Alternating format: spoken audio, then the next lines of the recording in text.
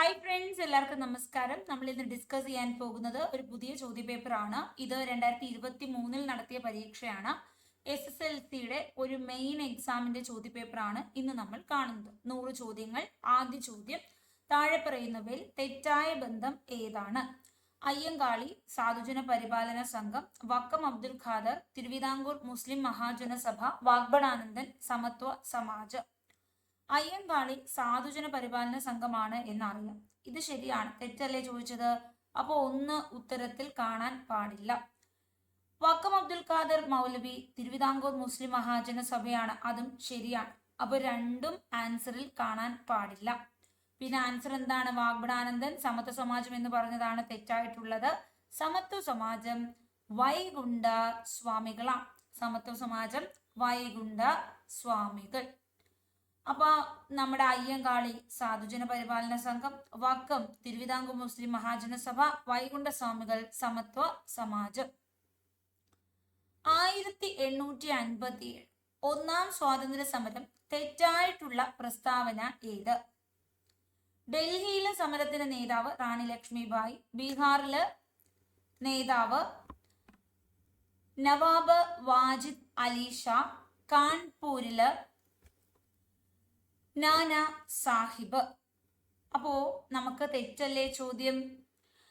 നമ്മുടെ ഡൽഹിയില് സമരത്തിന്റെ നേതാവ് ഭക്ത് ഖാനും ബഹദൂർ ഷാ രണ്ടാമനുമാണ്. ബീഹാറിലെ ആരയില് സിംഗ് ആണ്, അല്ലെ? എന്താണ്? കൻവർ സിംഗ് ആണ്. കൻവർ സിംഗ്. കാൺപൂരില് നാനാ സാഹിബ. റാണി ലക്ഷ്മിഭായി ഗ്വാളിയോറില് ഝാൻസിയിലൊക്കെയാണ് സമരം നയിച്ചത്. അപ്പൊ തെറ്റ് ചോദിച്ചത് കൊണ്ട് ഇത് തെറ്റാണ്. 1, 2 തെറ്റാണ്. 3 എന്ന് പറയുന്ന സ്റ്റേറ്റ്മെന്റ് ശരിയായിരുന്നു. അപ്പോൾ പിന്നെ ഇത് 2 ആണ് ഉത്തരം വരുന്നത്. ഇതിൽ 2 തെറ്റാണെന്ന് മനസ്സിലായി. അപ്പൊ നമുക്ക് ഓപ്ഷൻ എ ആണ് നമ്മുടെ ഉത്തരം. താഴെ പറയുന്ന ശരിയായ ക്രമം ഏത്? Rowlatt act 1950, Dandi March 1930, Simon commission 28, Gandhi Irwin ഉടമ്പടി 1931.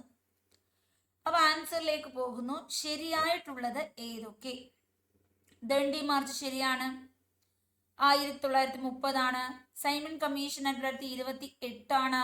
ഗാന്ധി ഇർവിൻ ഉടമ്പടി 1931. അപ്പൊ ആൻസർ ഓപ്ഷൻ ഡി ആണ്. ആൻസർ എന്താണ്? ഓപ്ഷൻ ഡി ആണ്. 1919 ആണ് റൗലറ്റ് ആക്ട്. അല്ലെങ്കിൽ 15 എന്ന് പറഞ്ഞത് തെറ്റാണ്. അടുത്ത ചോദ്യം, സോഷ്യൽ കോൺട്രാക്ട് എന്ന ഗ്രന്ഥത്തിന്റെ രചയിതാവ് ആരാണ്? Social contract. Answer Rousseau. Social contract Rousseau. താഴെ പറയുന്നവയിൽ സൺയാറ്റ്സെനിന്റെ 3 തത്വങ്ങളിൽ ബാധകമല്ലാത്തത് ഏതാണ്? സൺയാറ്റ്സെൻ എന്ന് പറയുമ്പോൾ ചൈനയിലേക്ക് പോകണം. കുമന്താങ് പാർട്ടി, ദേശീയത, സോഷ്യലിസം, സമഗ്രാധിപത്യം, ജനാധിപത്യം. ഇതില് ദേശീയതയുണ്ട്, സോഷ്യലിസം ഉണ്ട്, ജനാധിപത്യമുണ്ട്. ബാധകം അല്ലാത്തത് ഓപ്ഷൻ 2 ആണ്. 2 മാത്രമാണ് ബാധകം അല്ലാത്തത്. 6ാമത്തെ ചോദ്യം, 2022 ഖത്തർ ലോകകപ്പ് ഫുട്ബോൾ മത്സരവുമായി ബന്ധപ്പെട്ട് താഴെ പറയുന്ന തെറ്റായ പ്രസ്താവന എന്താണ്? ഏറ്റവും കൂടുതൽ ഗോളുകൾ നേടിയത് ഫ്രാൻസിന്റെ കിലിയൻ എംബാപ്പയാണ്. മികച്ച കളിക്കാരനുള്ള ഗോൾഡൻ ബോൾ നേടിയത് മെസ്സിയാണ്. 2022 അർജന്റീന 2ാം ലോകകപ്പ് കിരീട നേട്ടമാണ്. അപ്പോ നമ്മുടെ മികച്ച ബോള് ലയണൽ മെസ്സിയാണ്. മികച്ച ബൂട്ട് കിട്ടിയത് കിലിയൻ എംബാപ്പ ഫ്രാൻസിനാണ്. ഖത്തറിലാണ് മത്സരം നടന്നത്. 1ാം സ്ഥാനം അർജന്റീന, 2ാം സ്ഥാനം ഫ്രാൻസ് ആയിരുന്നു. ഈ സ്റ്റേറ്റ്മെന്റില് 2022 രണ്ടാമത്തത് എന്ന് പറഞ്ഞതാണ് തെറ്റായിട്ടുള്ളത്. അപ്പോൾ ഇവിടെ ഈ 2 സ്റ്റേറ്റ്മെന്റ്സ് ശരിയാണ്. ഗോളുകൾ കൂടുതൽ നേടിയത് ഫ്രാൻസിന്റെ കിലിയൻ എംബാപ്പയാണ്. മികച്ച കളിക്കാരൻ ഗോൾഡൻ ബോൾ പുരസ്കാരം നേടിയത് മെസ്സിയാണ്. പാലക്കാട് ബന്ധിപ്പിക്കുന്നത് ഇവയെ തമ്മിലാണ്. നമ്മുടെ പാലക്കാട് ചുരം. ഈ ചോദ്യത്തിന്റെ ഉത്തരം കറക്റ്റ് ആയിട്ടില്ല. പക്ഷേ തമിഴ്നാട്, കേരളം, അല്ലെ? ഇത് കർണാടക കേരളവും പറഞ്ഞിട്ടുണ്ട്, ഇവയൊന്നും ഇല്ലായും ഒക്കെ ഉണ്ട്. അതുകൊണ്ട് തന്നെ ഇതിന്റെ ഉത്തരം PSC ഫൈനൽ കീയിൽ എലിമിനേറ്റ് ചെയ്തു. അടുത്തതിലേക്ക് പോകുന്നു. കോയമ്പത്തൂരിനെയും കേരളത്തെയും കണക്ട് ചെയ്യുന്ന ചുരമാണ് പാലക്കാട്. അത് കോയമ്പത്തൂർ കേരളം എന്ന് പറയാമായിരുന്നു, എന്തുകൊണ്ടാണെന്ന് അറിയത്തില്ല, എന്തായാലും ഇത് എലിമിനേറ്റ് ചെയ്തു. ഉപ്പുജല തടാകം സാമ്പാർ തടാകം സ്ഥിതി ചെയ്യുന്നത്. സാമ്പാർ തടാകം രാജസ്ഥാനിലാണ്. ഉപ്പുജല തടാകം സാമ്പാർ തടാകം സ്ഥിതി ചെയ്യുന്നത് രാജസ്ഥാനിലാണ്. അടുത്തത്, ചുവടെ കൊടുത്തിരിക്കുന്നവയിൽ ഗംഗാ നദി വ്യവസ്ഥയിൽ ഉൾപ്പെടാത്തത് ഏതാണ്? ഓപ്ഷൻ ചമ്പൽ, ബൈഥോർണി, ബത്വ, സോൺ. അപ്പോൾ ഗംഗാ നദി എന്ന് പറയുമ്പോൾ ഇന്ത്യയിലെ ഏറ്റവും നീളമുള്ള നദിയാണ്. 25 കിലോമീറ്റർ ആണ്. 25 കിലോമീറ്റർ ഏറ്റവും നീളമുള്ള നദി.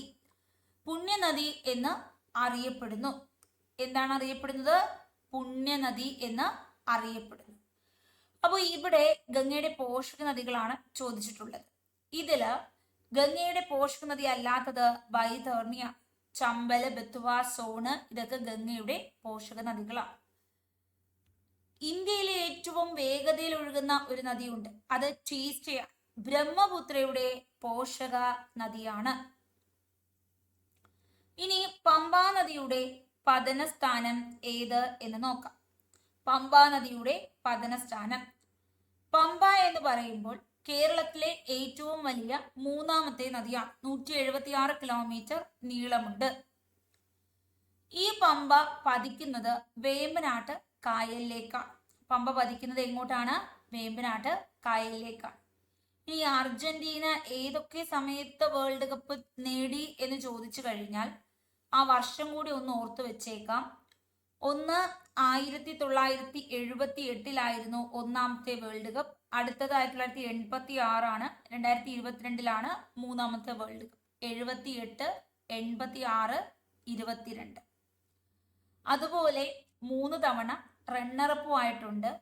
അത് 1930, 1990, 2014 3 വട്ടമാണ് റണ്ണറപ്പും ആയിട്ടുള്ളത്. ഇനി നമ്മുടെ പമ്പാ നദിയെ കേരളത്തിന്റെ ബാരിസ്, ദക്ഷിണ ഭഗീരഥി എന്നൊക്കെ അറിയപ്പെടുന്നു. ഇനി തിരുവിതാംകൂറിലെ ജീവനാഡി എന്നറിയപ്പെടുന്നത് പമ്പാ നദിയാണ്. ശബരിഗിരി ജലവൈദ്യുത പദ്ധതി പമ്പാ നദിയിലാണ്. ജലത്തിലെ പൂരം എന്നറിയപ്പെടുന്ന ആറന്മുള വള്ളംകളി നടക്കുന്നതും ഈ പമ്പാ നദിയിലാണ്. ഇനി പമ്പാ നദി പഠിച്ചു. താഴെ കൊടുത്തിരിക്കുന്നവയിൽ അന്തരീക്ഷത്തിന്റെ ഏറ്റവും മുകളിലത്തെ പാളി ഏതാണ്? ഏറ്റവും താഴെ ട്രോപ്പോസ്ഫിയർ, പിന്നെ സ്ട്രാറ്റോസ്ഫിയർ, അത് കഴിഞ്ഞ് മീസോസ്ഫിയർ, ഏറ്റവും മുകളിൽ തെർമോസ്ഫിയർ. അപ്പോൾ ഉത്തരം തെർമോസ്ഫിയർ. ട്രോപ്പോസ്ഫിയറിനെ ജൈവമണ്ഡലം എന്ന് വിളിക്കുന്നു. മഴ, കാറ്റ്, മഞ്ഞ് തുടങ്ങിയവ ഇവിടെയാണ്. സ്ട്രാറ്റോസ്ഫിയർ ഓസോൺ പാളിയും ജെറ്റ് വിമാനവുമാണ് ഓർക്കേണ്ടത്.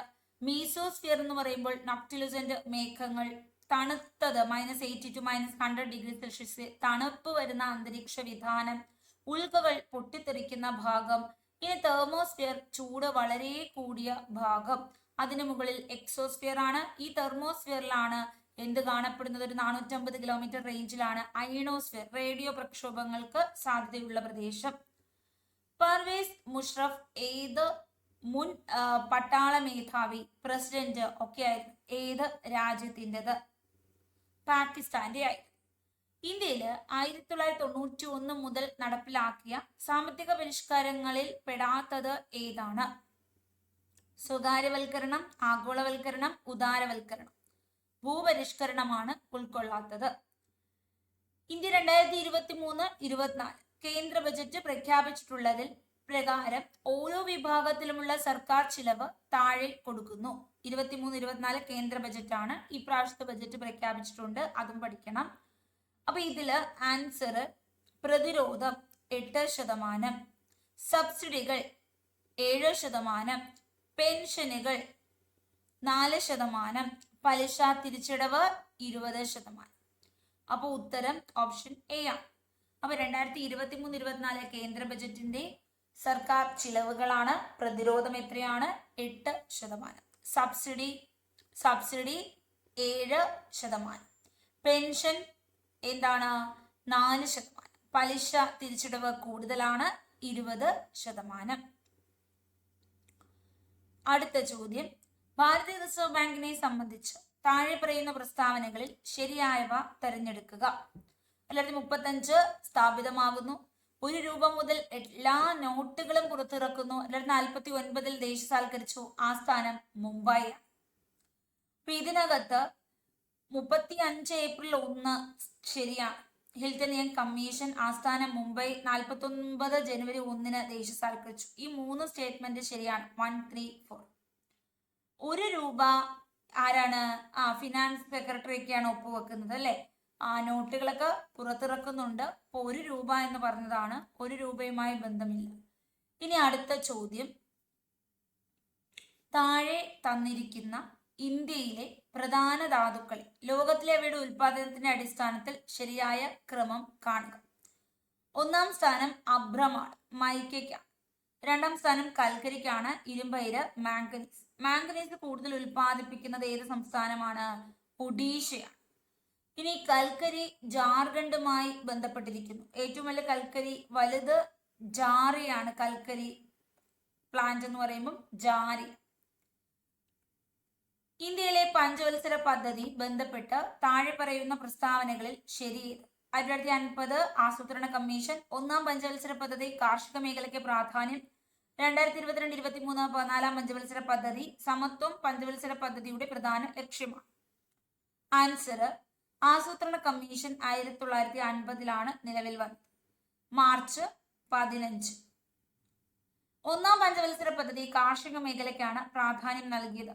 സമത്വം പഞ്ചവത്സര പദ്ധതിയുടെ പ്രധാന ലക്ഷ്യമാണ്. ഈ പറഞ്ഞിരിക്കുന്ന ഇത്രയും ശരിയാണ്. ഇവിടെ ഇന്ത്യയിലെ പഞ്ചവത്സര പദ്ധതി എന്നാണ് ചോദ്യം. ഇന്ത്യയില് 2012 കൂടി പഞ്ചവത്സര പദ്ധതി അവസാനിച്ചു. 12-17 വരെ ഉണ്ടായിരുന്നു. അത് നമ്മുടെ 12-ാം പഞ്ചവത്സര പദ്ധതിയായി. സുസ്ഥിര വികസനമായിരുന്നു ലക്ഷ്യം. അതിനുശേഷം 2015 ജനുവരി 1 മുതൽ നീതി ആയോഗ് നിലവിൽ വന്നു. ഇപ്പോൾ നീതി ആയോഗാണ് നടക്കുന്നത്. എന്നാൽ കേരളത്തിൽ ഇപ്പോഴും പഞ്ചവത്സര പദ്ധതിയുണ്ട്. 22-27 ഇത് 14-ാം പഞ്ചവത്സര പദ്ധതിയാണ്. ഇന്ത്യൻ ഹരിത വിപ്ലവവുമായി ബന്ധമില്ലാത്തത് ഏതാണ്? എം.എസ്. സ്വാമിനാഥനാണ് ഹരിത വിപ്ലവത്തിന്റെ പിതാവ്. ഉയർന്ന വിളവ് തരുന്ന വൈവിധ്യമാർന്ന വിളകൾ ഉണ്ടായിരുന്നു. HYI ഹൈ ഈൽഡ് വിളകൾ ഉണ്ടായിരുന്നു. സി സുബ്രഹ്മണ്യൻ ഈ സമയത്ത്. അപ്പോൾ വർഗീസ് കുര്യൻ ധവള വിപ്ലവമാണ്. ഇത് മാത്രമാണ് ബന്ധമില്ലാത്തത്. ഭരണഘടനാ നിർമ്മാണ സഭ ബന്ധപ്പെട്ട് ചുവടെ ചേർക്കുന്ന പ്രസ്താവനകളിൽ ശരിയേത്? ഭരണഘടനാ നിർമ്മാണ സഭ അംഗങ്ങളെ പ്രായപൂർത്തി വോട്ടവകാശത്തിന്റെ അടിസ്ഥാനത്തിലല്ല തെരഞ്ഞെടുക്കുന്നത്. എല്ലാ മതത്തിലെയും പ്രതിനിധികൾ ഭരണഘടനാ നിർമ്മാണ സഭയിൽ ഉണ്ടായിരുന്നു. രാഷ്ട്രീയ പാർട്ടികളിൽ കോൺഗ്രസിനാണ് ഭരണഘടനാ നിർമ്മാണ സഭയിൽ ആധിപത്യം. ശരിയാണ്. എല്ലാ മതത്തിലെ ആളുകൾ ഉണ്ടായിരുന്നു.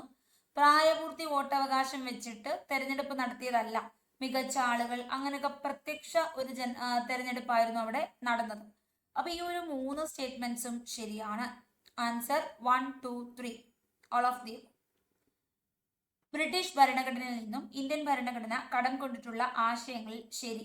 ബ്രിട്ടീഷ് റിട്ടുണ്ട്, ഏകപൗരത്വമുണ്ട്, മൗലികാവകാശം അമേരിക്കയാണ്. അപ്പൊ 3 നിങ്ങൾക്ക് വെട്ടിക്കളയാം. ബ്രിട്ടീഷ് അല്ലേ ചോദിച്ചത്, അപ്പൊ തന്നെ ഒന്നും അറിയത്തില്ലല്ലോ ഉത്തരം കിട്ടി. പാർലമെന്ററി സമ്പ്രദായം, നിയമവാഴ്ച, ഇതാണ് ഉത്തരം. ചുവടെ ചേർക്കുന്ന പ്രസ്താവനകളിൽ ശരിയേത്? കീഴ്ക്കോടതികൾക്ക് മേൽ ചുമത്തുന്ന പ്രത്യേക ഉത്തരവുകളാണ് പ്രൊഹിബിഷൻ. അറസ്റ്റ് ചെയ്യപ്പെട്ട വ്യക്തിയെ ഹാജരാക്കുവാൻ ഇറക്കുന്ന പ്രത്യേക ഉത്തരവാണ് ഹെബിയസ് കോർപ്പസ്. ഒരു ഉദ്യോഗസ്ഥന് മേൽ ചുമത്തുന്ന പ്രത്യേക ഉത്തരവാണ് മാൻഡംസ്. അപ്പൊ അറസ്റ്റ് ചെയ്യപ്പെട്ട വ്യക്തി, ആ വ്യക്തിക്ക് ശരീരം ഹാജരാക്കുക എന്നർത്ഥമാണ്.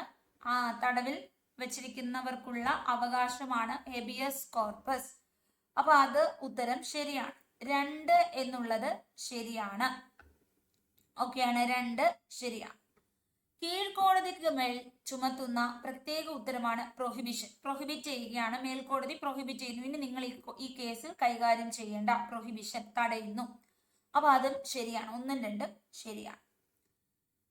ഇനി അടുത്തത്, ഒരു ഉദ്യോഗസ്ഥന് മേൽ ചുമത്തുന്ന പ്രത്യേക ഉത്തരവാണ് മാൻഡമസ്. മാൻ മസ്റ്റ് ഡു, അല്ലെ?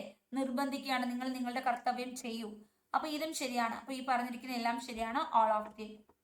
ഇന്ത്യൻ ഭരണഘടനയിൽ അനുച്ഛേദം 19 പ്രകാരമുള്ള സ്വാതന്ത്ര്യങ്ങളിൽ പെടാത്തത്: ആവിഷ്കാര സ്വാതന്ത്ര്യം, സംഘടന, വിദ്യാഭ്യാസ സ്വാതന്ത്ര്യം. അനുച്ഛേദം 19 ഒന്നിച്ച് ആയുധമില്ലാതെ ഒത്തുചേരാൻ ഒരു സ്വാതന്ത്ര്യമുണ്ട്. സംഘടനകൾ രൂപീകരിക്കാൻ സ്വാതന്ത്ര്യമുണ്ട്. സഞ്ചരിക്കാൻ സ്വാതന്ത്ര്യമുണ്ട്. താമസിക്കുവാൻ സ്വാതന്ത്ര്യമുണ്ട്. അപ്പോ 22 വിദ്യാഭ്യാസത്തെ കുറിച്ച് പരാമർശിക്കുന്നില്ല. ആവിഷ്കാര സ്വാതന്ത്ര്യവും സംഘടനാ സ്വാതന്ത്ര്യവും ഉണ്ട്. എന്നാൽ വിദ്യാഭ്യാസത്തെ കുറിച്ച് സ്വാതന്ത്ര്യം എന്ന വിഭാഗത്തിൽ തന്നെ 21A പറയുന്നു, 6 മുതൽ 14 വയസ്സ് വരെയുള്ള കുട്ടികൾക്ക് നിർബന്ധം സൗജന്യം വിദ്യാഭ്യാസം നൽകണം. 45 പറയുന്നു രക്ഷിതാക്കളുടെ കടമയാണിത്. ഇപ്പൊ വേറെ ഇതിൽ പറയുന്നുണ്ട് 19 6 മൗലിക സ്വാതന്ത്ര്യങ്ങളാണ്, അതിനകത്ത് വരുന്നില്ലെന്നേ ഉള്ളൂ. തൊട്ടടുത്തതിൽ പറയുന്നുണ്ട്, നിർദ്ദേശതത്വങ്ങളുടെ ലക്ഷ്യങ്ങളുമായി ബന്ധപ്പെട്ട് താഴെ പറയുന്ന ശരിയായ പ്രസ്താവന ഏതാണ്? നിർദ്ദേശക തത്വങ്ങൾ: അന്തർദേശീയ സമാധാനം പരിപോഷിപ്പിക്കുക, കുടിൽ വ്യവസായം പരിപോഷിപ്പിക്കുക, ജീവിത നിലവാരം ഉയർത്തുക. കുടിൽ വ്യവസായം ഉറപ്പാണ്, അല്ലെ? കുടിൽ വ്യവസായം തന്നിട്ടില്ലെങ്കിൽ അത് വെട്ടിക്കളയുക. ജീവിത നിലവാരം ഉയർത്തുക, ശരിയല്ലേ? നമ്മൾ ഒരു ഇന്നതൊക്കെ ചെയ്യാമെങ്കിൽ നമ്മുടെ എല്ലാവരുടെയും ലൈഫ് സെറ്റ് ആകും, നിർദ്ദേശത്വങ്ങൾ പാലിക്കാമെങ്കിൽ. ഒരു ഭരണകൂടത്തിനെ അളക്കാനുള്ള കോലായിട്ടാണ് നിർദ്ദേശത്വങ്ങൾ കണക്കാക്കുന്നത്. പക്ഷേ ഇത് കിട്ടിയില്ല എന്ന് പറഞ്ഞ് കോടതിയിൽ പോകാനും പറ്റില്ല. അന്തർദേശീയ സമാധാനം പരിപോഷിപ്പിക്കാനും പറയുന്നുണ്ട്. ഓൾ ഓഫ് ദി എബോവ് ആണ് ശരി. ചുവടെ ചേർക്കുന്നവയിൽ സ്വത്തവകാശവുമായി ബന്ധപ്പെട്ട് ശരിയായിട്ടുള്ള പ്രസ്താവന എന്താണ്? മൗലിക അവകാശത്തിന് എടുത്തു കളഞ്ഞു. മൗലിക അവകാശമാണോ സ്വത്തവകാശം? അല്ല. അപ്പൊ ശരിയാണ് ചോദിച്ചത്. സ്വത്തവകാശം ശരി ചോദിച്ചത് കൊണ്ട് ഈ 2 സ്റ്റേറ്റ്മെന്റ് തെറ്റ്. സ്വത്തവകാശം ഒരു നിയമാവകാശമാണ്, ശരിയാണ്. സ്വത്തവകാശം മൗലിക അവകാശവും നിയമാവകാശവുമാണ്. രണ്ടും കൂടാണോ? അല്ല. ഇപ്പോൾ ഒരു ലീഗൽ റൈറ്റ് മാത്രമാണ്, നിയമാവകാശം മാത്രമാണ്. 24A ആണ് ഉത്തരം.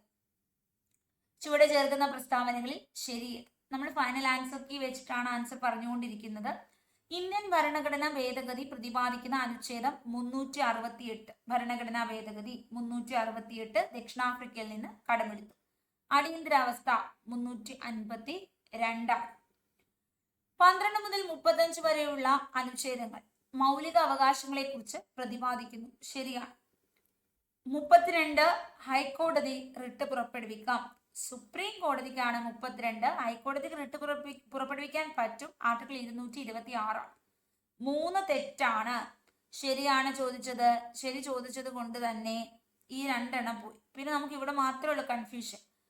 ഇനി ഈ 2ഉം ശരിയല്ലേ? അപ്പോൾ 1, 2 ശരിയാണ്. ആൻസർ ബി ആണ്. ഇന്ത്യൻ ഭരണഘടന 3 ലിസ്റ്റുകളിൽ ഉൾപ്പെട്ട വിഷയങ്ങളുമായി ബന്ധപ്പെട്ട് പ്രസ്താവന ചുവടെ ചേർക്കുന്നു, ശരിയേത്? കേന്ദ്ര list, state list, കൺകറൻ list. Cyber നിയമം ഏത് ലിസ്റ്റാണ്? സൈബർ നിയമം അവശിഷ്ട അധികാരങ്ങളാണ്. ഇത് റെസിജ്വൽ പവേഴ്സിൽ വരുന്നതാണ്. ട്രേഡ് കൺകറൻ ലിസ്റ്റാണ്. തൊഴിലാളി സംഘടനകൾ കൺകറൻ ലിസ്റ്റാണ്. വനം, വിദ്യാഭ്യാസം കൺകറൻ ലിസ്റ്റാണ്, ശരിയാണ്. ഇപ്പൊ എക്സാമുകൾക്ക് നമ്മൾ ഈ മുൻവർഷ ചോദ്യങ്ങൾ ഒരുപാട് അനലൈസ് ചെയ്യുമ്പോൾ ഏറ്റവും കൂടുതൽ ചോദിച്ചിട്ടുള്ള ചോദ്യമുണ്ട്, അളവ് തൂക്ക സമ്പ്രദായം ഏതിനകത്താണ്? അപ്പൊ ആൻസർ യൂണിയൻ ലിസ്റ്റ് ആണ്. സെൻസസ് യൂണിയൻ ലിസ്റ്റ് ആണ്. അപ്പോ ബാങ്കിങ് യൂണിയൻ ലിസ്റ്റ് ആണ്. പൊതുജനാരോഗ്യവും പോലീസും സ്റ്റേറ്റ് ലിസ്റ്റ് ആണ്. ഇനി ജയിലും മദ്യവും ഏത് ലിസ്റ്റ് ആണ്? സംസ്ഥാന ലിസ്റ്റ് ആണ്. ജയില്, മദ്യം, പൊതുജനാരോഗ്യം, പോലീസ്. അപ്പോൾ ബാക്കിയെല്ലാം ശരിയായിട്ട് വരുന്നുണ്ട്. അപ്പൊ ഇതിനകത്ത് 2ഉം 3ഉമാണ് ശരിയായിട്ടുള്ളത്. ഈ കേന്ദ്ര ലിസ്റ്റ് മാത്രമാണ് തെറ്റിപ്പോയത്. കേന്ദ്ര ലിസ്റ്റ് തെറ്റാന്ന് അറിയാമെങ്കിൽ തന്നെ നമുക്ക് ഉത്തരം കിട്ടും. കാര്യം 1 തെറ്റാണ്, ഇതെല്ലാം പോയി.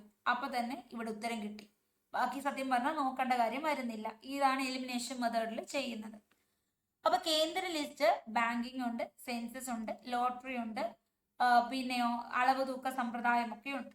ആരോഗ്യം, പോലീസ്, ജയില്, മദ്യം, വാണിജ്യം, തദ്ദേശ സ്വയംഭരണ സ്ഥാപനങ്ങൾ, ഇനി ചൂതുകളി, ഇതൊക്കെ സംസ്ഥാന ലിസ്റ്റാണ്. വനം, വിദ്യാഭ്യാസം, തൊഴിലാളി സംഘടനകൾ, കുടുംബാസൂത്രണം, ജനകീയാസൂത്രണം, കറന്റ്, വൈദ്യുതി, ഇതൊക്കെ കൺകറൻ ലിസ്റ്റാണ്. ലിസ്റ്റുകൾ ആർട്ടിക്കിൾ 7 പട്ടിക 7 ഷെഡ്യൂൾ 7 പരാമർശിക്കും. ചുവടെ ചേർത്തിരിക്കുന്ന തെറ്റായ പ്രസ്താവന. യൂണിയൻ പബ്ലിക് സർവീസ് കമ്മീഷൻ ഒരു ഭരണഘടനാ സ്ഥാപനമാണ്. PSC ഭരണഘടനാ സ്ഥാപനമല്ല.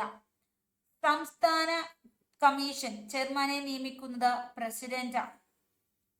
ഇതില് തെറ്റല്ലേ? ചോദ്യം തെറ്റാണ്. PSC ഭരണഘടനാ സ്ഥാപനമാണ്. അപ്പോ ഈ ഒരു സ്റ്റേറ്റ്മെന്റ് തെറ്റാണ്. ഇനി PSCയുടെ ചെയർമാനെ നിയമിക്കുന്നത് ഗവർണറാണ്, നീക്കം ചെയ്യുന്നത് പ്രസിഡന്റ് ആണ്. അപ്പൊ ഈ രണ്ട് സ്റ്റേറ്റ്മെന്റ് തെറ്റാണ്. UPSCയും PSCയും ഭരണഘടനാ സ്ഥാപനമാണ്. UPSCയുടെ ചെയർമാനെ നിയമിക്കുന്നത് നീക്കം ചെയ്യുന്നതും ഒക്കെ പ്രസിഡന്റ് ആണ്. നിലവിൽ പ്രീതി സുദാനാണ്, മനോജ് സോണി മാറി. എന്നാൽ ഇപ്പോൾ വരാൻ പോകുന്ന കൊല്ലം, അതുപോലെ തന്നെ കണ്ണൂർ, അവരുടെയൊക്കെ ചോദ്യത്തിൽ ചിലപ്പോൾ മനോജ് സോണി തന്നെ കിടക്കുമായിരിക്കും, അറിയാൻ പറ്റത്തില്ല. ഇനി പ്രീതി സുദാൻ ഓപ്ഷൻ ഉണ്ടെങ്കിൽ അത് തന്നെ എഴുതണം. ചുവടെ ചേർക്കുന്ന പ്രസ്താവനകളിൽ ശരിയേത്? ചോദ്യം വായിച്ചില്ല അല്ലെ? നമ്മൾ ആൻസർ ഓക്കെ. ഹിമാചൽ പ്രദേശ്, മധ്യപ്രദേശ് എന്നിവയ്ക്ക് ഇരു സഭകളുള്ള നിയമനിർമ്മാണ സഭയാണ്.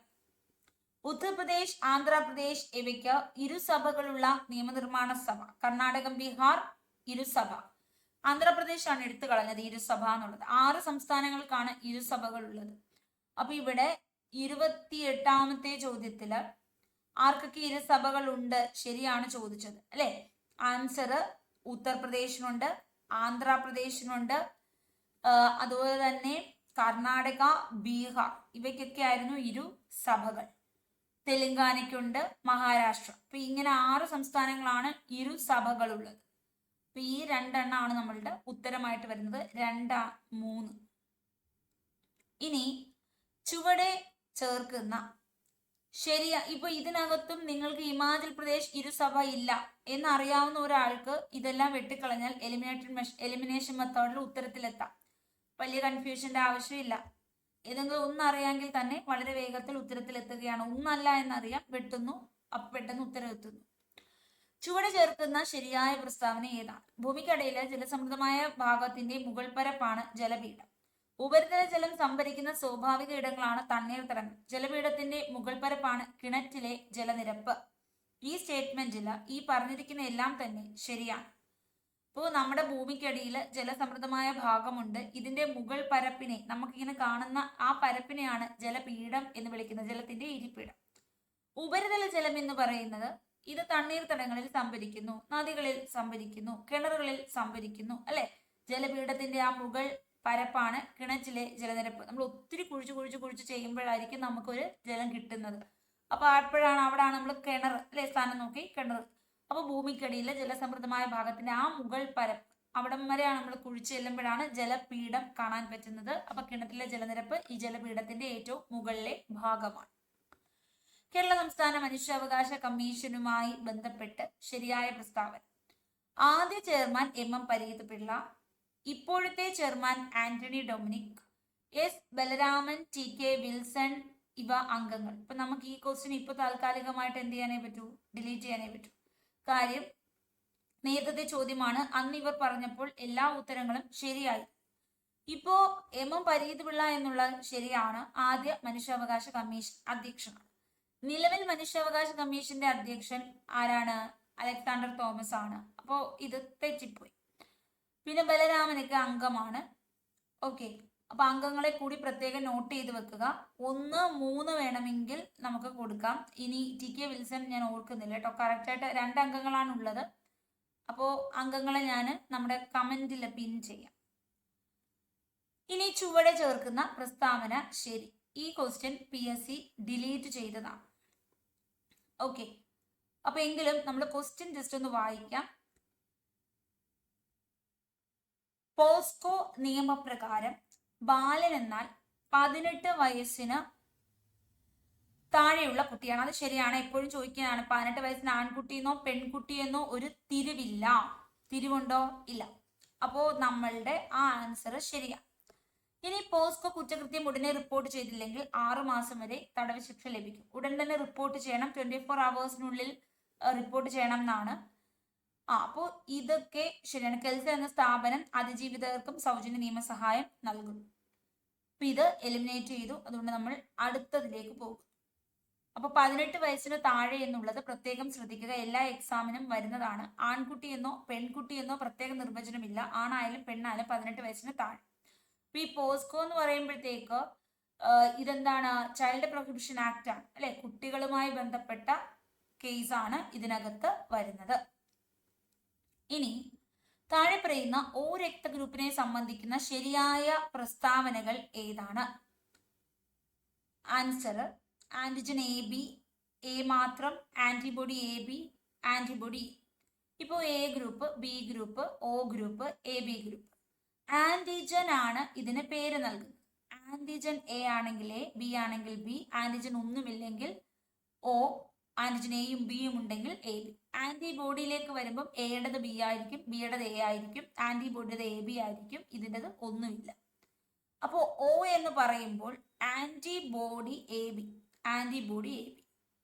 ആന്റിജൻ ഉണ്ടോ? ഇല്ല. ആന്റിജനുകൾ എ ബി ഇല്ല, ആന്റിജൻ എ ഇല്ല, ആന്റിബോഡി എ മാത്രമെന്നും തെറ്റാണ്. അപ്പൊ ശരിയായിട്ടുള്ളത് ആന്റിബോഡി എയും ബിയും ഉണ്ട് എന്നുള്ളതാണ്. ഓക്കെ ആണ്? ഇത്രയും പിടികിട്ടി. അടുത്തതിലേക്ക് നമ്മൾ പോവുകയാണ്. നമ്മുടെ ചോദ്യം, ജീവമണ്ഡലത്തിന്റെ സംരക്ഷകർ ആരാണ്? ജീവമണ്ഡലത്തിന്റെ സംരക്ഷകർ സസ്യങ്ങളാണ്. ഹെപ്പറ്റൈറ്റിസിനെ ബാധിക്കുന്ന തെറ്റായ പ്രസ്താവന: കരൾ സംബന്ധ രോഗം, ഫൈലേറിയൻ വിരകൾ മലിനജലത്തിലൂടെ വ്യാപിക്കുന്നു, രക്തത്തിലെ ബിലിറൂബിന്റെ അളവ് കൂടുന്നു. ഹെപ്പറ്റൈറ്റിസ് കരൾ രോഗം സംബന്ധമാണ്. മലിനജലത്തിലൂടെ വ്യാപിക്കുന്നു, ബിലിറൂബിന്റെ അളവ് ഓക്കെയാണ്. അപ്പൊ ഇതിനകത്ത് ഈ ഫൈലേറിയൻ വിരകൾ എന്ന് പറയുന്നത് മന്ത് പരത്തുന്നതാണ്. ഇത് തെറ്റാണ്. മലിനജലത്തിലൂടെ വ്യാപിക്കുന്നു, ബാക്കിയെല്ലാം ശരിയാണ്. DNA ജീനിന്റെ സ്ഥാനം കണ്ടെത്താൻ സഹായിക്കുന്ന സാങ്കേതിക വിദ്യ ഏതാണ്? DNA gene mapping. താഴെ പറയുന്ന ജീവിതശൈലി രോഗം അല്ലാത്തത്: ഫാറ്റി ലിവർ, അമിത രക്തസമ്മർദ്ദം, ഹൃദയാഘാതം. ഇത് ഇത്രയും ജീവിതശൈലി രോഗമാണ്. ഡിഫ്തീരിയ അല്ലെങ്കിൽ തൊണ്ടമുള്ള് ബാക്ടീരിയ മൂലമുണ്ടാകുന്ന രോഗമാണ്. ജനിതക പശ, ലിഗേസിനെയാണ് നമ്മൾ ജനിതക പശ എന്ന് വിളിക്കുന്നത്. ജനിതക പശ, ജനിതക കത്രികയൊക്കെ പഠിക്കാനുണ്ട്, പഠിച്ചു വെക്കുക, സ്കൂൾ ബുക്കിലെയാണ്. അൾട്രാവയലറ്റ് രശ്മികളെ ബന്ധപ്പെട്ട് ശരിയായ പ്രസ്താവനകൾ ഏതാണ്? 400 നാനോമീറ്റർ 700 നാനോമീറ്റർ വരെയാണ് മനുഷ്യ ശരീരത്തിലെ മെലാനിൻ ഉൽപ്പാദിപ്പിക്കാൻ കാരണം. ക്യാൻസർ സെല്ലുകളെ നശിപ്പിക്കുന്നു, ജലം ശുദ്ധീകരിക്കാൻ ഉപയോഗിക്കുന്നു. അപ്പൊ അൾട്രാവയലറ്റ് രശ്മിയുമായി ബന്ധപ്പെട്ട് ഉത്തരം ഇത് ക്യാൻസർ സെല്ലുകളെ നശിപ്പിക്കാൻ ഉപയോഗിക്കുന്നു, ജലം ശുദ്ധീകരിക്കാൻ ഉപയോഗിക്കുന്നു. ഈ രണ്ട് സ്റ്റേറ്റ്മെന്റ് ആണ് ശരി. ഇത് നമ്മുടെ തരംഗദൈർഘ്യം എന്തിന്റെയാണ്? ഇത് വിസിബിൾ സ്പെക്ട്രത്തിന്റെ തരംഗദൈർഘ്യമാണ് ഈ കൊടുത്തേക്കുന്നത് 400 to 700. മെലാനിൻ ഉൽപ്പാദിപ്പിക്കുന്നു എന്ന് പറയുന്നത് തെറ്റാണ്. അപ്പൊ അൾട്രാവയലറ്റ് രശ്മികൾ എന്ന് പറയുമ്പോൾ ക്യാൻസർ സെല്ലുകളെ നശിപ്പിക്കാൻ ഉപയോഗിക്കുന്നു, ജലശുദ്ധീകരണത്തിന് ഉപയോഗിക്കുന്നു. ഫോക്കസ് ദൂരം 20 സെന്റിമീറ്റർ. കോൺവെക്സ് ലെൻസിന്റെ വക്രത ആരം എത്ര? R = 2F ആണ്. 2 × 20 ഉത്തരം 40 സെന്റിമീറ്റർ ആണ്. അടുത്ത 10 കിലോഗ്രാം മാസ് 5 മീറ്റർ/സെക്കൻഡ് പ്രവേഗത്തിൽ സഞ്ചരിക്കുന്നു. ആക്കം എത്രയാണ്? ആക്കം P ആണ്, മാസ് ഇൻറ്റു വെലോസിറ്റി ആണ്. അപ്പൊ 5 × 10 50 കിലോഗ്രാം മീറ്റർ/സെക്കൻഡ് ആണ്. P = mv, mass into velocity. Sriharikota SSLV-D2 ഭ്രമണപഥത്തിൽ എത്തിച്ച ഉപഗ്രഹങ്ങളിൽ മലയാളികൾ ഉൾപ്പെടെയുള്ള വിദ്യാർത്ഥിനികൾ തയ്യാറാക്കിയ ഉപഗ്രഹം ഏതാണ്? ASADISAT 2. VSAT ഇപ്പോ വിക്ഷേപിച്ചു 2024 ജനുവരി 1. ആരാണ് വിക്ഷേപിച്ചത്? VSAT LBS സ്റ്റുഡൻസ്, തിരുവനന്തപുരം കോളേജിലെ വനിതാ LBS സ്റ്റുഡൻസ് എക്സ്പോസാറ്റിന്റെ കൂടെയാണ് വിക്ഷേപിച്ചത്. W ഏത് മൂലകത്തിന്റെ പ്രതീകമാണ്? W എന്നത് ടങ്സ്റ്റണിന്റെ പ്രതീകമാണ്. Hg mercury. ഇനി താഴെ കപട സംക്രമണ മൂലകം ഏതാണ്? കപട സംക്രമണ മൂലകമാണ് കാഡ്മിയം. സ്കൂൾ ബുക്കാണ്. ന്യൂക്ലിയർ റിയാക്ടറുകളിൽ ഉപയോഗിക്കുന്ന ഇന്ധനം ഏത്? Nuclear reactor plutonium. അറ്റോമിക സംഖ്യ 11. മൂലകത്തിന്റെ L ഷെല്ലിൽ എത്ര ഇലക്ട്രോൺ? അപ്പൊ KLm, എല്ലിൽ എത്ര ഉണ്ട്? 8 ഇലക്ട്രോൺ. ഇനി ഒന്നും കൂടെ ഇവിടുത്തെ ഉത്തരങ്ങൾ വായിക്കാണ്. W എന്ന മൂലകം ടങ്സ്റ്റൺ, കപട സംക്രമണ മൂലകം കാഡ്മിയം, ന്യൂക്ലിയർ റിയാക്ടറിൽ ഉപയോഗിക്കുന്ന ഇന്ധനമാണ് പ്ലൂട്ടോണിയം. വെള്ളായപ്പൻ, OV വിജയൻ കടൽ തീരത്ത് എന്ന കൃതി. ശബ്ദസുന്ദരൻ എന്നറിയപ്പെടുന്നത് വള്ളത്തോളാണ്. ഒളിമ്പിക്സിൽ ആദ്യമായി മെഡൽ നേടിയ ഇന്ത്യൻ വനിത ആരാണ്? കർണം മല്ലേശ്വരി. ഒളിമ്പിക്സിൽ ഫൈനലിലെത്തിയ മലയാളിയാണ് PT ഉഷ. 4ാം സ്ഥാനമായിരുന്നു കിട്ടിയത്. ഇനി നമ്മുടെ ഒളിമ്പിക്സിൽ തുടർച്ചയായി 2 മെഡലുകൾ സ്വന്തമാക്കിയത് ആരാണ്? PV സിന്ധുവാണ്. ഉരുളക്കിഴങ്ങ് തിന്നുന്നവൻ, പൊട്ടറ്റോ ഈറ്റേഴ്സ് എന്ന ചിത്രം വരച്ചത് ആരാണ്? Vincent van Gogh. Vincent van Gogh. ഇന്ത്യയിലെ ആദ്യ കടലാസ് രഹിത ഹൈക്കോടതി നമ്മുടെ കേരള ഹൈക്കോടതിയാണ്, പേപ്പർ രഹിത ഹൈക്കോടതി. ഇനി നമ്മൾ മലയാളം കണ്ടിട്ട് ഇംഗ്ലീഷിലേക്ക് വരും. അഗ്നി പര്യായ പദം എന്താണ്? അനലനല്ലേ. അഗ്നി എന്ന് പറയുമ്പോൾ ഉത്തരം അനലനാണ്. ലേഖകൻ, ലേഖിക. ലേഖകൻ, ലേഖിക. ശരത് പ്ലസ് ചന്ദ്രൻ, ശരത് ചന്ദ്രനാണ്. അപ്പൊ ഇതിനകത്ത് ശരത് ചന്ദ്രൻ. ഫലേച്ഛ കൂടാതെ, ലാഭമില്ലാതെ, അല്ലെ? ഫലേച്ഛ കൂടാതെ, അതായത് നിഷ്കാമം. ശ്ലാഘ്യം, ഗ്രാഹ്യം. ശ്ലാഘ്യം, ഗർഹ്യം. വിപരീത പദമാണ്. വാഗർത്ഥം. വാഗ് പ്ലസ് അർത്ഥമാണ് വാഗർത്ഥം. ആൻസർ വരുന്നത് ഓപ്ഷൻ ഡി ആണ്. വാഗ് പ്ലസ് അർത്ഥം. ഇനി ശരിയായ വാക്യം എടുത്തെഴുതുക. അവന്റെ ഭാവിയെ പറ്റി ഓർത്ത് ഞാൻ ആശങ്കാകുലനാണ്. ഓരോ വീട് തോറും കയറണം. ആ സമയത്ത് എനിക്കൊന്നും തോന്നിയില്ല. ഇങ്ങനെ നാണം കെട്ട് ജീവിക്കുന്നതിനേക്കാൾ ഭേദം മരിക്കുകയല്ലേ നല്ലത്. അപ്പോ ഭേദവും അല്ലേ നല്ലത്? തെറ്റാണ്. ഭേദം മരിക്കുകയാണ്, അല്ലെ? അപ്പോൾ ആ സമയത്ത് എനിക്കൊന്നും തോന്നിയില്ല. ഇത് ശരിയാണ്. ഓരോ വീടും കയറണം, അല്ലെങ്കിൽ വീട് തോറും കയറണം. അവന്റെ ഭാവിയെ പറ്റി ഓർത്ത് ഞാൻ എന്നാദ്യം വരണം. അപ്പൊ ആശങ്കാകുലനാണ്. അടുത്തത് പൂജക ബഹുവചനം ഉദാഹരണം. നിങ്ങൾ, താങ്കൾ, ഇതൊക്കെ പൂജക ബഹുവചനത്തിൽ പെടും. ഇനി ഗുരുക്കന്മാർ, തിരുവടികൾ, ഇതൊക്കെ പൂജക ബഹുവചനമാണ്. കന്ദരം ഗുഹയാണ്, എന്നാൽ കന്ദരം എന്ന് പറഞ്ഞാൽ കഴുത്താണ്. ഉട്ടോപ്യ എന്ന ശൈലി എന്ന് പറയുമ്പോൾ പ്രായോഗികം അല്ലാത്തത് എന്നാണ് അർത്ഥം. ഇനി ഇംഗ്ലീഷ് ചോദ്യങ്ങളാണ്. സുമ ബ്രോക്ക് ദി ഗ്ലാസ്. ബ്രേക്ക് ആയി. ഡിഡിന്റ് ഷീ ആണ്. ഷീ. അടുത്ത ചോദ്യം ഡ്രഗ്സ് ആൻഡ് ലിക്വർ. ഒറ്റ ഇതിൽ വരികയാണെങ്കിൽ നമ്മൾ സിംഗുലർ ഉപയോഗിക്കണം. ഇനി സെപ്പറേറ്റ് അർത്ഥമാണെങ്കിൽ ഇൻജൂറിയസ് ടു ഹെൽത്ത്. അപ്പൊ ഡ്രഗ് ഉണ്ട്, ലിക്വർ ഉണ്ട്. ഡ്രഗ്സും ലിക്വറും ഇൻജൂറിയസ് ടു ഹെൽത്ത് ആണ്. ഇപ്പോൾ ബ്രെഡ് ആൻഡ് ജാം ആയിരുന്നെങ്കിൽ ഒരേപോലെ ഇങ്ങനെ പേസ്റ്റ് ചെയ്ത് ഒറ്റ ഒരു പ്രോഡക്റ്റ് ആയിട്ട് കിട്ടുന്നതാണ്. അതാണെങ്കിൽ സിംഗുലർ ഉപയോഗിക്കും. അപ്പൊ drugs and liquor are injurious to health. അടുത്തത് pick out the correct spelling from the following options. Okay, അപ്പോ നമ്മളുടെ 63ാമത്തെ ചോദ്യം ലേസിനെസ് ആണ് തന്നിരിക്കുന്ന എല്ലാം. ആൻസർ വരുന്നത് ലേസിനെസ്. ലേസി ആയിരുന്നെങ്കിൽ LAZY ആയിരുന്നേനെ, പക്ഷെ ലേസിനെസ് ഇതാ. Pick out the most suitable word from the options given below. Lily gave up the struggling. അവള് ഗേവ് അപ്പ് ചെയ്തു, ഉപേക്ഷിച്ചു, അല്ലെ? Struggling dash. Grievous, delay, despair, exclaim. Despair, struggling, despair. Misty plays a dash role in the feeling. Dual ആണ്, ഇവിടെയും dual. Done, dual. അപ്പോൾ ഇവിടെ answer option A ഡുവലാണ്.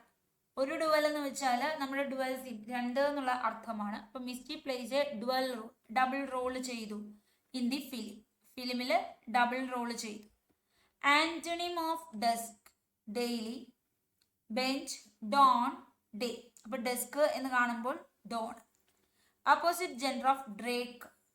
ഡ്രേക്കിന്റെ opposite gender duck. അടുത്ത ചോദ്യം, Ronald is coming dash an aeroplane. അപ്പോൾ എയ്റോപ്ലെയിനിൽ വരുന്നു, അപ്പോൾ എന്തെടുക്കണം? By an aeroplane. Correct the following sentence using the appropriate option. Ramesh saw a eagle in the zoo. Eagle എന്ന് വരുമ്പോൾ an eagle. Change the following sentence into passive voice. Kamala loves Mini. മിനിയിൽ തുടങ്ങണം. Loves ആവുമ്പോൾ സിമ്പിൾ ആയിട്ടാണ് തന്നേക്കുന്നത്. അപ്പൊ Mini is loved by Kamala. Mini is loved by Kamala. ഇനി നമുക്ക് മാത്സിന്റെ ആൻസർ പറയുന്നതിന് മുമ്പ് നമുക്ക് വേണ്ട കുറച്ച് GKs ഇവിടെ കാണും.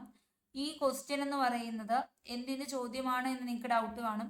ഇത് പ്രിസൺ ഓഫീസറിന്റെ മെയിൻസ് എക്സാമിന്റെ ചോദ്യമായിരുന്നു. അപ്പൊ അതുകൊണ്ട് തന്നെ മനുഷ്യാവകാശത്തിന്റെയും വിവരാവകാശത്തിന്റെയും കമ്പ്യൂട്ടറിന്റെയും ചോദ്യങ്ങൾ നമുക്ക് വേണ്ടത് കാണും. നമ്മൾ ആ ഒരു ചോദ്യം തപ്പി പോവുകയാണ്. 93 മനുഷ്യാവകാശ നിയമം ദേശീയ മനുഷ്യാവകാശ കമ്മീഷൻ നിലവിൽ വന്നത് എന്നാണ്? ആൻസർ 93 ഒക്ടോബർ 12 നിലവിൽ വന്നു. സെപ്റ്റംബർ 28 പാസ്സായി. ചെയർമാനെ നിയമിക്കുന്നത് ആരാണ്? രാഷ്ട്രപതിയാണ്. സംസ്ഥാന മനുഷ്യാവകാശ കമ്മീഷനിൽ ഒരു ചെയർമാനുണ്ട്, 2 അംഗങ്ങളുണ്ട്. എന്നാൽ കേന്ദ്ര മനുഷ്യാവകാശ കമ്മീഷനിൽ 5 അംഗങ്ങളും ഒരു ചെയർമാൻ, ടോട്ടൽ 6. താഴെ പറയുന്ന ദേശീയ മനുഷ്യാവകാശ commission ex officio member. Ex officio 7 പേര് കാണും. വനിതാ കമ്മീഷൻ, പട്ടികവർഗം, പട്ടികജാതി, പിന്നെ പിന്നോക്ക കമ്മീഷൻ, ബാലാവകാശ കമ്മീഷൻ, അങ്ങനെ 7 പേർ കാണും. നിയമമന്ത്രി ഇവിടെ കാണത്തില്ല. ദേശീയ മനുഷ്യാവകാശ കമ്മീഷൻ അംഗങ്ങളെ ശുപാർശ ചെയ്യുന്ന കമ്മിറ്റിയുടെ ചെയർമാൻ ആരാണ്? ശുപാർശ ചെയ്യുന്നത് ആരായിരിക്കും? പ്രധാനമന്ത്രിയായിരിക്കും ചെയർമാൻ. പ്രതിപക്ഷ നേതാവൊക്കെ ഉണ്ട്. ദേശീയ മനുഷ്യാവകാശ കമ്മീഷൻ മുഖ്യ കാര്യനിർവഹണ ഉദ്യോഗസ്ഥൻ ആരാണ്? വെരി ഇമ്പോർട്ടൻറ്റ്, നല്ലൊരു ചോദ്യമാണ്. നമ്മൾ വിചാരിക്കും പ്രസിഡന്റ് ആണെന്ന്, അല്ല, സെക്രട്ടറി ജനറൽ ആണ് മുഖ്യ കാര്യനിർവഹണ ഉദ്യോഗസ്ഥൻ. അടുത്ത ചോദ്യം, ഇന്ത്യയുടെ ആദ്യത്തെ വനിതാ മുഖ്യ വിവരാവകാശ കമ്മീഷണർ ആരാണ്? ഇന്ത്യയുടേതാണ് ചോദിച്ചത്. വനിതാ മുഖ്യ ആദ്യത്തത് സുഷമ സിംഗും ഉണ്ട്, സ്വരാജും ഉണ്ട് കേട്ടോ. ആൻസർ രണ്ടാമത്തതാണ് സുഷമ, ആദ്യത്തത് ദീപക് സന്ധു. അപ്പൊ ദീപക് സന്ധു പിന്നെ സുഷമയുമാണ് വരുന്നത്. 2 പേരാണ് ഇതുവരെ വനിതാ മുഖ്യ വിവരാവകാശ കമ്മീഷണർ ആയിട്ടുള്ളത്. ഇനി ഇപ്പോഴത്തെ മുഖ്യ വിവരാവകാശ കമ്മീഷണർ ഹീരലാൽ സമാരിയാണ്. ഇനി ആദ്യം ദീപം, പിന്നെ സുഷമ. അടുത്തത് കേരളത്തിൻ്റെത് വി ഹരി നായരാണ്.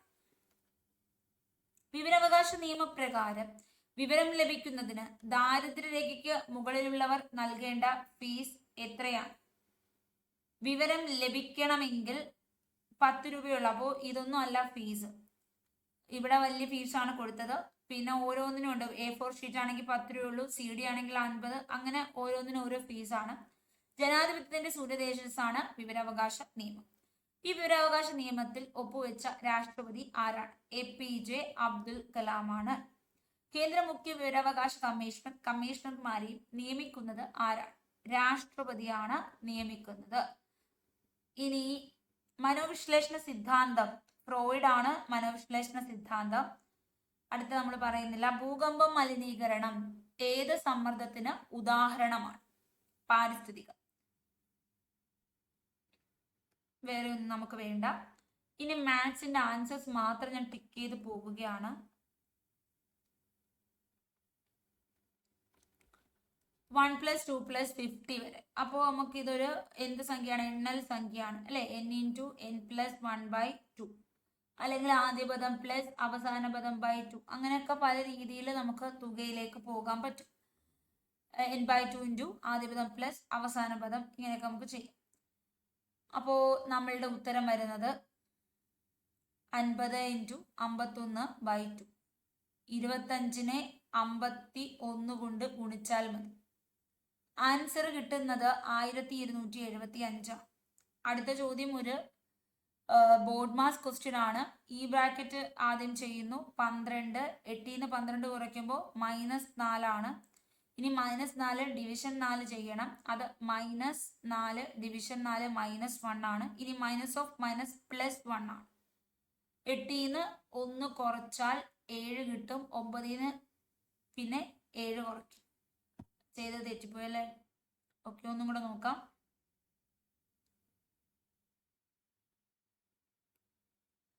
12 8 12 കുറച്ചു -4. ഇനി ഈ മൈനസും കൂടെ വന്നു, മൈനസ് ഓഫ് മൈനസ് പ്ലസ് ആയി, +4. 4 ഡിവിഷൻ 4 1. അപ്പൊ ഇവിടെ കൂട്ടുവാണ് അല്ലേ? ഓക്കെ, അവിടെയാണ് തെറ്റിയത്. ഇവിടെ ഈ മൈനസ് ഓഫ് ആയതുകൊണ്ട് അത് ചെയ്യണമായിരുന്നു. ഇനി 9 - 9 0 ആൻസർ. ചെയ്ത് നോക്കുമ്പോൾ നമുക്ക് പെട്ടെന്ന് കിട്ടും. ഇങ്ങനെ നോക്കി നിന്ന് പറയുമ്പോഴാണ് പെട്ടെന്ന് അശ്രദ്ധമായ മാറിപ്പോകും. പോയിന്റ് എത്ര ശതമാനമാണ്? 0.01. അപ്പൊ ആൻസർ 10. 0.1ന്റെ 10% എന്ത് കിട്ടുന്നത്? 0.01.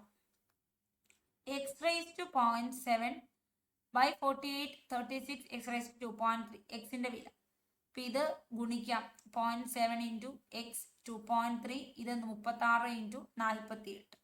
ഇത് നമ്മൾ കൂട്ടിക്കൂടി a raised to m × a raised to n. a raised to m plus n എന്ന് വെച്ചാൽ 7 3 10 x³ എന്ന് വരും. x³ ക്യൂബ് റൂട്ട് എടുക്കുക. അപ്പൊ ആൻസർ കിട്ടുന്നത് 12 എന്നാണ്. 1228 അങ്ങാനായിരിക്കും വരുന്നത്. അപ്പൊ 12ന്റെ ക്യൂബ് റൂട്ടാണ്. ഒരു സാധനത്തിന്റെ വില 80 രൂപ. ഇതിന്റെ 25% കൂടി. അതിനുശേഷം കൂടിയ വില 25% കുറഞ്ഞു എങ്കിൽ ഇപ്പോഴത്തെ വില എന്താണ്? 75. 25% കൂടി പിന്നെ 25% കുറച്ചു എന്നൊക്കെ പറഞ്ഞാൽ നമ്മൾ ഇങ്ങനെയാണ് ചെയ്യുന്നത്. -25 × 25/100. 25 4. അപ്പൊ അങ്ങനെ നമ്മൾ എന്ത് ചെയ്യുന്നു? ഇതിനകത്ത് ഈ ഒരു വില അപ്ലൈ ചെയ്താൽ മതിയാകും. ജൂണ് പല ഓപ്ഷൻസ് ഉണ്ട്, നിങ്ങൾക്ക് പല രീതിയിൽ ചെയ്യാം. ഇനി ജൂണ് ഇങ്ങനെ എഴുതി, അനിമൽ ജോബ്മാൻ എന്ന് എഴുതി, ടൈം എങ്ങനെ കോഡ് ചെയ്യാം? ആൻസർ ഓപ്ഷൻ എ ആണ്. 57ാമത്തേന്റെ ഉത്തരം ഓപ്ഷൻ സി ആണ്. 30 108 ആണ്. എക്സ് 500. അപ്പൊ ഈ ചിഹ്നത്തിന് ഇടതുവശത്ത്, അപ്പോൾ ഇത് നമ്മൾ പല രീതിയിൽ നോക്കുക. സമം x/500 ഇങ്ങനെ കാണാൻ കിട്ടുന്നുണ്ടോ എന്ന് നമ്മൾ ചെക്ക് ചെയ്യുക. അപ്പൊ ഇത് വെട്ടുമ്പോൾ പല രീതിയിൽ നമ്മൾ നോക്കണം. അതല്ലെങ്കിൽ വല്ല റിലേഷൻ ആണോ ഇവർ ഉദ്ദേശിച്ചത്, അതോ ഇങ്ങനെ ഇത് കണ്ടോ അനുപാതം ഭിന്നസംഖ്യ പ്രൊപ്പോർഷൻ രീതിയിലാണോ ഇവർ ഉദ്ദേശിച്ചത് എന്ന് നമ്മൾ നോക്കണം. ക്ലിയർ? അപ്പോൾ നമുക്ക് ആൻസറിലേക്ക് പോകാൻ പറ്റും. അത് രണ്ടും വെച്ചിട്ടാണ് ചിഹ്നത്തിന്റെ ഇടതുവശത്തുള്ള രണ്ട് സംഖ്യകൾക്കിടയിൽ അതേ ബന്ധം പാലിക്കത്തക്ക വിധത്തിൽ അനുയോജിച്ച ബന്ധം, ഈ ബന്ധമാണ് ഒരു ഉദ്ദേശിച്ചത്. അപ്പൊ ആൻസർ 5 ആണ്. അടുത്ത ചോദ്യം, a × b എ ബിയുടെ മകളാണ്. അപ്പൊ എ ബിയുടെ മകൾ. ഇനി a + b എന്ന് വെച്ചാൽ എ ബിയുടെ ഭർത്താവ്. അപ്പൊ p + q എന്ന് പറയുമ്പോൾ നിങ്ങൾ എന്ത് എഴുതണം? p ബിയുടെ ഭർത്താവ്. പി എന്ന് പറയുന്നത് ക്യൂവിന്റെ ഭർത്താവ്. ഇങ്ങനെ റിലേഷൻ എടുക്കണം. q - r എന്ന് കാണുമ്പോൾ ഉടനെ എ ബിയുടെ സഹോദരൻ, QR സഹോദരൻ. അങ്ങനെ എഴുതി നമ്മൾ ഉത്തരത്തിലേക്ക് എത്തണം. നമ്മുടെ ആൻസർ വരുന്നത് ഡി ആണ്. ഇനി ഈ ചോദ്യം എലിമിനേറ്റ് ചെയ്തു. അപ്പോൾ നമ്മൾ ആ 100 ചോദ്യങ്ങളാണ് ഡിസ്കസ് ചെയ്തത്. ഈ ഒരു സെക്ഷൻ ഇഷ്ടപ്പെട്ടുണ്ടെങ്കിൽ ദയവായി ലൈക്ക് ചെയ്യുക, നിങ്ങളുടെ അഭിപ്രായങ്ങൾ കമന്റ് ചെയ്യുക.